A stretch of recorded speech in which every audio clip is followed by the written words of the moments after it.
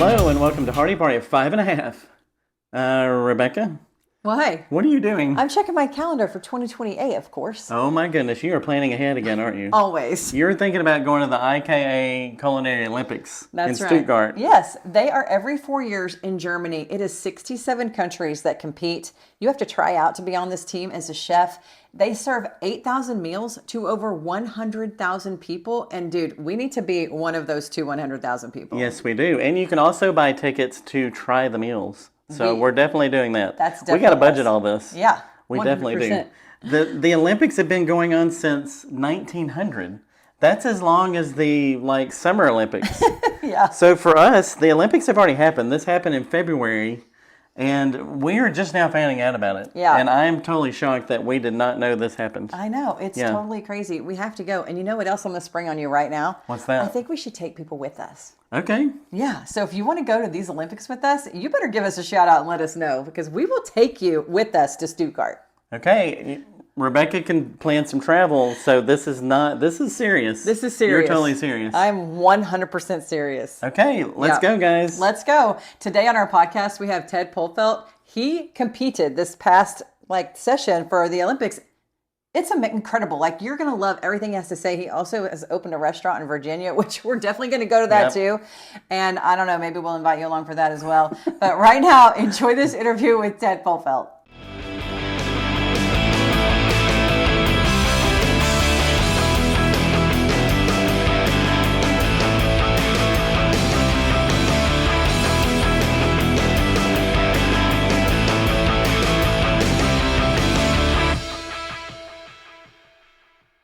Before we dive into this culinary Olympics, which also IKA, is that what do you say IKA or do you call it something else? And how do you pronounce those? What that I'm means? not even going to try to say it in German. Because we're not either. But most people around the world do call it the IKA Culinary Olympics. Some people just shorten it. I don't think there's any wrong answer. Okay, IKA. We kept looking at it, and we're like, we are not going to try to pronounce this. No, me neither. I've been to Germany a few times now, and my English is about all I speak. Yeah, That's hilarious. That's where we're at for sure. That's funny. Yes. So how did you start cooking? You're a pretty young guy, but you have done some amazing things. So tell us where you got your start. So it's funny. My best friend got a job as a dishwasher at a local.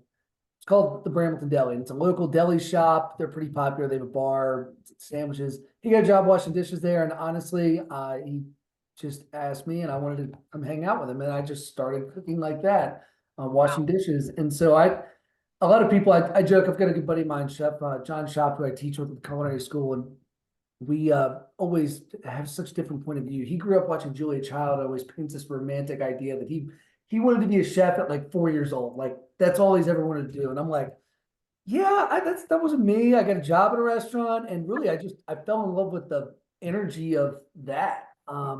People and the chaos, and I don't know. I played a lot of sports growing up. Everything. I don't know if I was ever very good at any of them, but I played everything. And to me, cooking in a restaurant setting like that was a lot like playing sports. It was like, if I can sell this ticket faster than that guy, or I don't know. I've always been a completionist, if you will. I like to mark things off, and so that's what I fell in love with first. Down the road, obviously, I got some more training, and I fell in love with the food later on. I'd say now I love it much more than I did when I started. Yeah. So you started out as competing, but then the fundamentals of cooking, the fundamentals of sports, became your thing. Absolutely. Yeah. But the chaos, because we watch cooking shows and stuff, and you see the chaos there. I can only imagine the chaos in a restaurant where you're trying to really provide for customers. Do you get like we've talked to other people? Do you get super focused when there's that much chaos around you? Yeah, and I'll tell you, my cooks and chefs around me will probably recognize me saying this phase. I like to say I don't do chaos. I've reached a point in my career where I've done this for so long that's why we overthink our mise en place. We overthink our organization. We have list for list, and those things will keep chaos out of it. Don't get me wrong. There's still stuff will happen and things like that, but Yeah. I kind of joke with people that I'm too old for chaos. Let's not do it. It's let's just be prepared and we don't Well, worry about it. that's just what I was going to say. He's a prepared guy, Right, which, I'm the list maker. And so I totally understand if you prepare, you don't end up in chaos. This actually came up in conversation last night with we had a family gathering, some longtime cousins, there were like 20 of us. We haven't been together, and there's always an argument between me and my wife. She's not a list maker, which drives me bananas. Yeah, I know how that goes. So we go to the grocery store, and I'm like, well, do we need sour cream? I'm like, no, you have 2-3 tubs in the refrigerator. It drives me nuts. Where's the list? It's in my head. I'm like, that's not a list. That's Okay. not listed. Oh, I totally understand everything you're saying. Now, I will say that did get me in a little bit of trouble. A couple weeks ago, we had a cook-off. I had a cook-off challenge with Angie Reagan. She was on Next Level Chef. She lives in Lubbock down the road from us. And she was like, we'll come to you and we'll just have a cooking challenge. Well, I'm a hairdresser, so what do I know about a kitchen? But I made this amazing list of exactly like, I mean, at 7 o'clock, I'm cutting onion. At 7:02, I'm like, I have my whole list. And she is not like that at all. And I did not put a couple things on my list that she helped me change. Like she told me, do you know how to quick pickle? And I was like, no. She explains it to me. I'm like, I'm going to quick pickle this onion, but I didn't put it on my list. And guess what? I forgot to boil the water. So my onion was not quick pickled at all. My dish was fine, but the rest of it was not, it was, it was mediocre. Not compared to her. She brought like $2,400 worth of tomahawk steak, Wagyu steaks from Australia. Yeah. Oh, that's almost cheating. It was cheating. I feel Thank like you. She came to Texas with tomahawks. She kind of rigged the process there. Yeah, I hope that. Wow, it was incredible. It was Anyhow, a blast though. But what we've learned here is make your list and check it twice. and then you don't end up in chaos. There you Yeah, go. absolutely. Okay, so we started looking into this, and the Culinary Olympics looks so cool. I can't believe I hadn't heard of this. Like, so take us through the process of how you got chosen, and then just what the whole event's like. Yeah. Well, I'll tell you, so the Culinary Olympics has been around since the early 1900s. Yeah.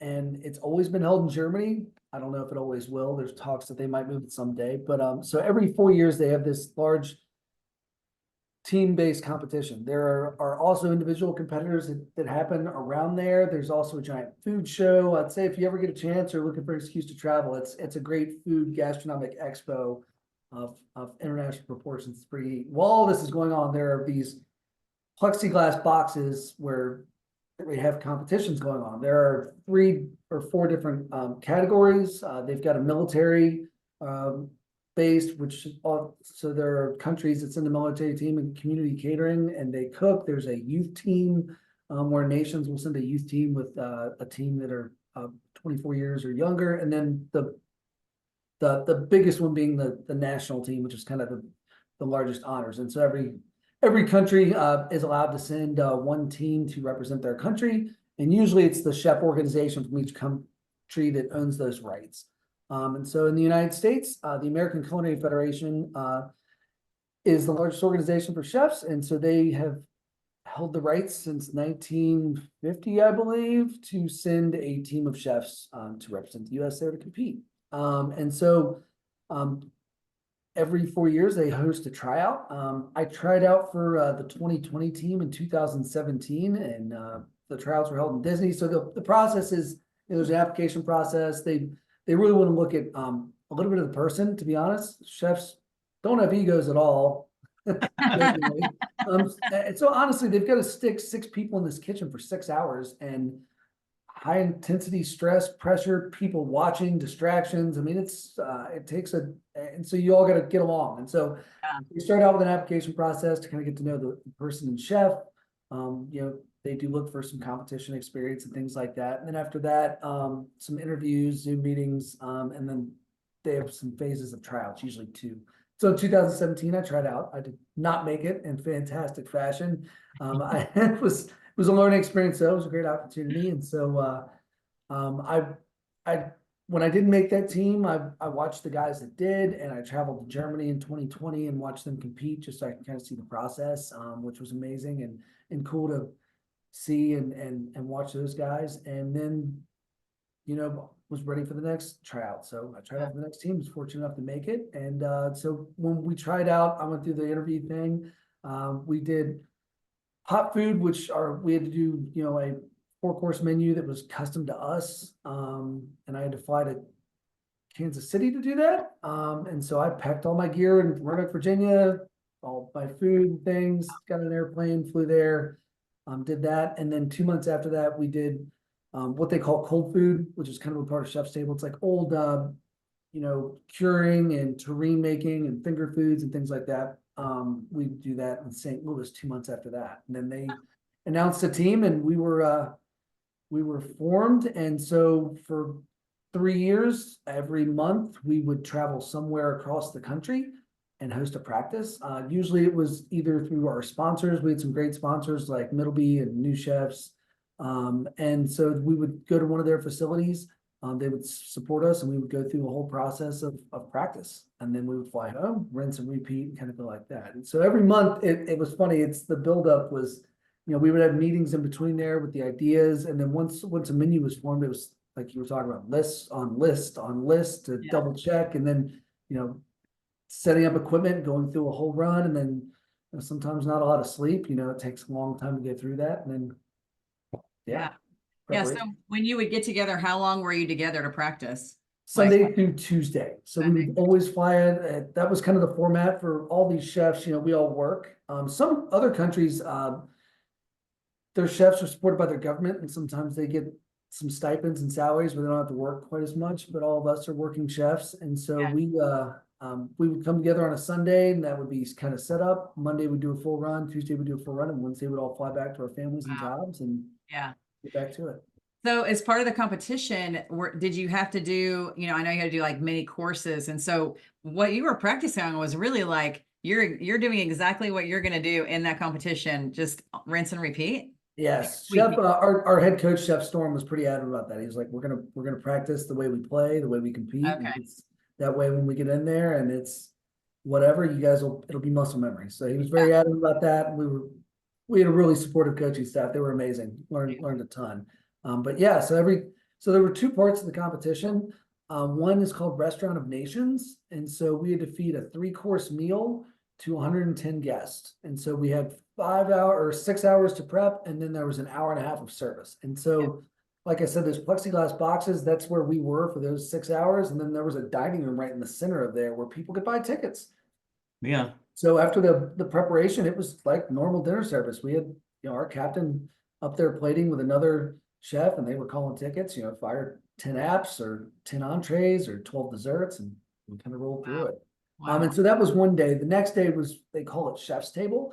And so you basically feed about a 7 or 8 course meal to 12 people. And it's supposed to be kind of derived around a Michelin starred restaurant. So we have to carry in a showpiece that represents our nationality. There's a dip and butter service, finger foods, vegan, cold food, which are some of those terrines and finger foods we were talking about earlier, and entree, dessert, and pet fours. Wow. So what did y'all fix for them? Like for the main 12 there, what was your service? For Germany, I don't have it all. I'll try to go through it best I can. I should have notes or something. That list is gone. So our butter was a caramelized onion butter with malted potato crumb. So it was the kind of idea from that was like French onion dip, to be honest, and potato chip. What's more American than that? A lot of this stuff has to represent us as a nation. Not that we can't use other ingredients, but they're really looking for whatever your country is to be kind of based on that. And so after that, we did a black bean dip with cotija cheese and pumpkin oil and kind of a papita crunch. Finger foods, we had it was a serrano ham and cheese brioche. So it's kind of supposed to be that grilled cheese tomato soup mini brioche. You can eat one bite. All the finger foods have to be picked up. They all have to weigh between 10 and 20 grams. So it all. Oh my gosh. It's so crazy. Now, trust me, we have already put in our budget for 2028 that we're going to this We event. definitely want to go to this. I mean, sure. It's an amazing journey. There's 2026 is the Culinary World Cup in Luxembourg. I recommend that one as well, only because it happens around November and it's Christmas time. Yeah.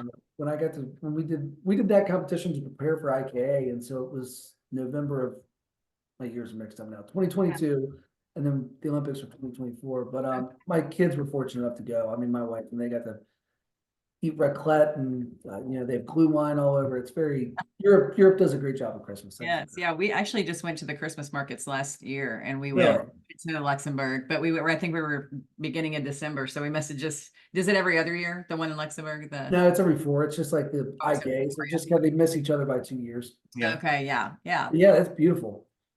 yeah, that is. So it looked so like cool. from the videos and stuff that you walk in with your flag and all that, just like the Olympics. What was it like? Was it just, did you get hyped just walking through with your flag and stuff in the crowd? I don't even know how to describe it. I mean, like I said, I was in the Navy Reserve, so I've always had some patriotism in my blood. I'm very proud to represent our country in any capacity, but it was pretty cool. I mean, we chose actually coincidentally, I'm not a Tech fan because my dad went to UVA, but Enter Sandman was our walk-in song. Those even know college sports, but Yeah. it was just, I don't know. I can't even describe it. The energy in the room, the excitement that we had. I mean, we obviously wanted to represent everybody well, and so that we had the youth team with us, and the Yeah. looks on their faces. It was just a really emotional few minutes. It was wild. Yeah. So the whole team is made up of club chefs, but what's the difference between a club chef and a restaurant chef? Well, so coincidentally, I didn't work for a country club until midway through my journey on team. So I've actually my career, I've been a restaurant chef the entire time. That's just kind of what I gravitated to. I worked for a gentleman here in Roanoke, Virginia, who owns, well, now he owns 8 independent restaurants. But so I worked for him for almost 20 years. I had an opportunity to go to a club, and so I took that opportunity, and so I'm a chef at a country club and own a restaurant and some other things. But I'd say I don't think there's a difference. Although I will say a club chef, you get the same guests. So they're all members. So you see those people day in and day out. So it was very easily for me to be in a restaurant and I could say something snide behind my back or be angry or whatever, but it's like, you never know when that guest is going to come back. I mean, so it takes a very good mentality and a want to care for people.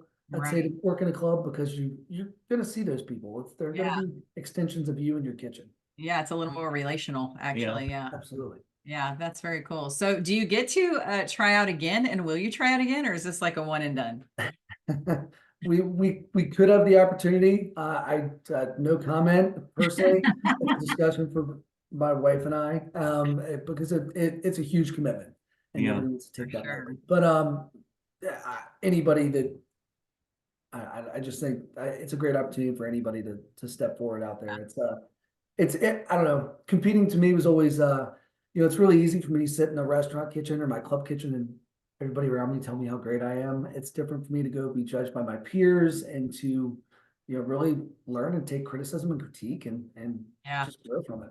Yeah, that's so true. Okay, so speaking of time, like you're an executive chef, you are a dad, you're opening a restaurant. How are you doing all of this? And tell us. I actually opened the restaurant before Germany. We've been open for about 10 months. So Okay, cool. I teach full-time at a community college, which is, I've taught there for almost 10, 11 years. They've been super supportive of any of my crazy endeavors or whatever. And so that's pretty cool. We're off in the holidays and the summertime just based around, the state. And so that's always been pretty conducive for me to do other things. So the restaurant group that I used to work for, when they were just really happy when I started teaching, and it was a good benefit for our employees and everything else. So it always kind of worked. And even being at the club, the way we offer dinner service and the way our stuff is structured really is just kind of nice the way it mirrors. And I'm pretty fortunate to have a lot of really great people around me, like my wife and children and staff and chefs. And so I've always tried to take care of them, and they've taken care of me pretty well. Yeah. So what's on the menu at your new restaurant that you've had open for a little while now? So say it's Southern driven and with some international flares. I grew up in the South. It's where I'm from. My 2 business partners, one of which being my wife, who's our bookkeeper and accountant, and then Crenshaw Reed, who was I say kid. He's only a couple years younger than me, but he worked for me for a long time at the restaurants, and he's our food and beverage director at the country club, and he actually lives right across the street from me. Him and his young kids, so we've been inseparable for a long time. Wow. But we all grew up here, so it does have Southern roots in what it is. our most popular dish is probably our chicken schnitzel, which is pounded breaded chicken, just like pork schnitzel from Germany, but we do Alabama barbecue sauce, pickled mustard seeds. We've got a great local Millery Gracious Day grains that we get their grits from, and some collard greens that really kind of tie that together. So it's comfort with some fun there. We've got a braised short rib with horseradish crumb and white cheddar mashed potatoes, Yeah. waffle bread pudding. Sounds delicious. We travel a lot, so you might see us there. Oh, you will definitely see us in your Please let me restaurant. know. My daughters work there. It's a very family run establishment. We're only open 5 nights a week. And that's not from a profit driven standpoint. It's just to give quality of life and balance to our staff and try to make the world go round. Yeah. Awesome. Okay, I want to go back to the Olympics real quick. How did y'all end up finishing? What was did you place? So we finished, we got 2 silver medals. Nice. So the way the placing works is everybody's competing against the standard or the scale, and then they take those points and then they'll place you after that. So gold medal is a 90 point scale, 90 to 100, silver being, 80 to 90, and then bronze, and then a diploma after that. We got 2 silver medals. The scores are online on Wax. Both of our scores were an 89 points. One was an 89.6, one was an 89.7. So little, Wow. Nice. Wow. yeah, we were close. We did very well. We were very pleased. I think we finished 6th or 7th. Yeah, that's fantastic. But it was an amazing journey. I mean, everybody, those top 6, 7 teams were only separated by like 1.5 points, 2 points. So it was all very, very, very close. Wow. So cool. Yeah. Awesome. So we've talked about how busy you are, how you kind of keep the chaos away. And I was reading some things and I saw this quote that you gave, and you said, balance doesn't mean that everything is always in balance. So what does that mean? What do you mean by that? So like I said, I teach at a community college, so I get to rant a lot to young minds, old minds. I don't know. I probably just talk and move my hands around, but we always talk very real with our students about this industry and life. I mean, I think we probably have more conversations about life with our students more so now than we did 10 years ago, and I think it's a good thing. We all need to have conversations, but our industry got beat up after COVID for being you work too much, too many hours, you're gone on holidays. Like, it's just, being a chef's the worst. You shouldn't do it. And I disagree with that. I think that our industry needed to change. And I think COVID was a good caveat for that. I think, the pay scale and some of those things, I mean, all that stuff needed to change. And so I always tell my students about the balancing. It's like, yeah, there are times of the year as a restaurant chef or club chef that I'm going to have to do nothing but work. December, holiday season, like, those are very busy days. Thanksgiving is a busy buffet day. There are days sorry, I've got to push some stuff aside, but it's bringing that balance back, being aware of what your life is on the other side. It's like, my family, I've always been gone on Thanksgiving. I've always worked. And so we always did Thanksgiving on Tuesday. And that was our own tradition. And honestly, it kept me away from my in-laws. It was kind of nice. We could keep it on. I'm kidding. I love my in-laws. But that was how we made balance with it. And so that's always worked for us. So it's like being able to recognize that like, okay, December, I'm really busy. Well, in January, I'm going to spend more time with my family and get everything back to where it needs to be. It's just trying to keep that self-awareness. Right. Yeah. And what balances your family isn't going to balance necessarily everybody's family. No, but you've got to what works. communicate and make it work for. Yeah. Yeah. Well, you have definitely whet our palate, because we will be showing up definitely at your restaurant. We're going to be in Luxembourg. We're going to be in Stuttgart. That's right. My That's brother. awesome. Well, please let me know. Stay in touch. I would love to We will definitely. buy you a drink and toast. That would That'd be be great. My brother does live right down the street, I said, and he met and married his wife in Germany. Actually, she's from not far from Stuttgart. So she actually would probably really like your chicken schnitzels. She makes a lot of German food at her house. So that would be wonderful. We should definitely go visit. Please do. We'd love to have you. Yeah, that sounds great. Ted, thank you so much for enlightening us on this amazing world that we're just now learning about and can't wait to learn more about. And hopefully we'll get to go to that in 2028. There you go. It's on the calendar. So thanks for having me. I really appreciate it. Hey, thank you, Ted. Thanks a lot, Ted. Man, I love Ted. I do too. When we were talking to him, I was just like, this is a working man chef. This is my kind of guy. And I just have visions of wearing a cheese head and painting my body red, white, and blue You know, and going to these Olympics. I have those same visions of you. Oh, do you? Great minds think alike. That's right. But we've got to get to the Olympics in 2028. We've got to get to Luxembourg for those the World Championships in 26. And even before that, maybe sometime this year, we need to get to his restaurant, Brood, in Virginia. Yeah, that's right. We Yeah. definitely need to get there. And I mean, who knows? Maybe I should try out for this team. Should I try? Oh out for yeah, this but team? you've gone head to head against the next level chef. So Yeah. that's just the next step in your chef competition. Yeah, whatever Yeah. that is.